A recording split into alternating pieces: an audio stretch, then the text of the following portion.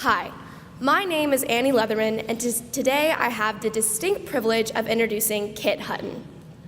It is impossible to sum up Kit with only a few adjectives because the most accurate thing I can say about her is that she's just so Kit. She is a cow lover, a plant enthusiast, and an Iron Tribe queen. Kit stands out in our grade as the individualistic girl whose creativity is seen in everything she does. Just earlier today, she said she especially likes her initials because the letters CHC make her monogram very symmetrical and aesthetically pleasing. This is just such a Kit thing to say. This confident girl is not only artistic, but also very athletic and smart, which makes her one of the most well-rounded people I know. There have been multiple occasions where we will be sitting in French class, and out of nowhere she says something completely random, but if you really listen, it turns out to be very profound. She is one of the wisest among us. I am so thankful to have such a loyal and compassionate friend, and I'm sure her speech will be as unique and profound as she is. So without further delay, I give you Christian Cathcart Hutton.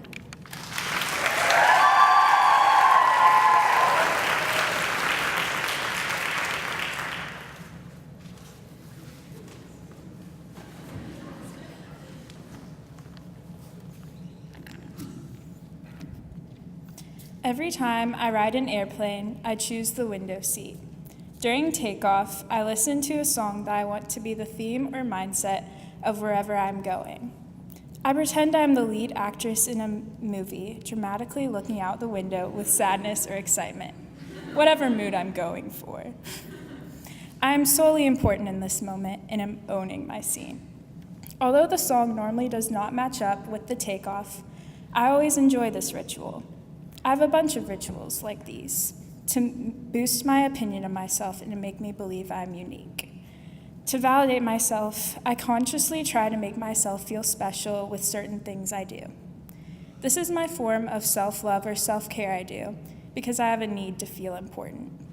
So I amuse myself with silly fantasies like this. But I was not always putting my own opinion of myself as most important in my life. I used to prioritize others' opinions of me to define my actions. Flashback to the first day of 5th grade. I'm in Miss Phillippe's class, and everyone is going around the room saying her name and a fun fact. It's almost my turn. I think to myself, this is my defining moment of who I am and what others will think of me. I have to be original. If I'm not cool, then I have to be different. No one's going to like me if I'm not. It's almost my turn. My mind is blank. My name is Kit Hutton, and I like cows. Everyone laughs. I think to myself, I did it. I'm unique. But there's a problem. I do not really like cows. I, Kit Hutton, do not like cows. Foxes are actually my favorite animal. I let one statement I said as a fun fact describe my entire middle school identity. I was known as the girl who was obsessed with cows. This was my weird way of conforming, making myself be seen as different to others in a funny way that was personable.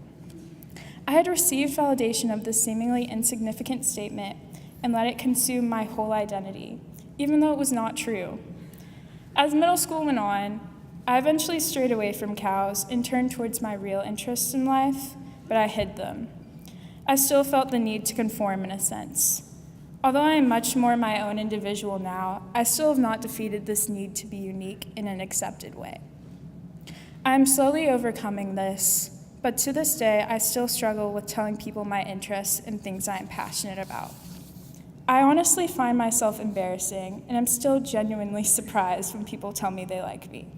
But I'm only 18 years old, so maybe I will figure myself out by the time I'm 50 and come back to give a chapel talk about my amazing newfound wisdom on being true to yourself.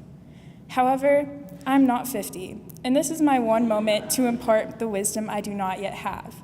So please bear with me. Even though I fail at this, maybe you won't. Here's my advice to all of you. Don't be afraid to be yourself. Be the lead actress of your own life. Just live your life being happy doing things you love.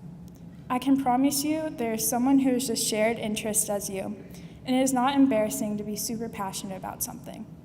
It's actually pretty cool. And to the senior class, please don't be mad at me for lying about cows. I want to thank you all for growing up with me for 14 years. You are truly wonderful people. It has been amazing watching all of you grow into the beautiful blossoms you are today. I love each of you very much. Thank you.